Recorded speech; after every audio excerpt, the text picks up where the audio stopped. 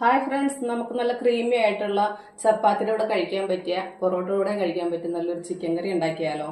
Spices അധികം ഒന്നും ചേർക്കാതെ പോകാം വീഡിയോയിലോട്ട്. നമ്മളിതാ ഈ സൈസിലുള്ള ഒരു 3 സവാള നന്നാക്കി എടുത്തിട്ടുണ്ട്. അത് കഴിഞ്ഞിട്ട് നമുക്ക് വേണ്ടത് 1 കപ്പ് ചെറിയ ഉള്ളി നന്നാക്കിയത്. ഇനി നമ്മൾക്ക് വേണ്ടത് ഈ സൈസുള്ള ഒരു ചെറിയ കഷ്ണം ഇഞ്ചി, 1 കുടം വെളുത്തുള്ളി നന്നാക്കിയത്, ഒരു 3 പച്ചമുളക്.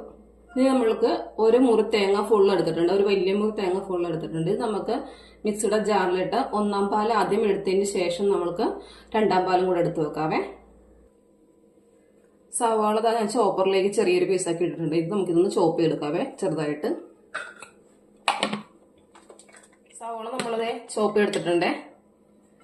ഇതേപോലെ നമുക്ക് ആ ചെറിയ ഉള്ളില്ലേ അതും കൂടെ നമുക്ക് ഇതിലേക്ക് ഇട്ട് നമുക്ക് അതും കൂടെ ചോപ്പ് ചെയ്തെടുക്കാം.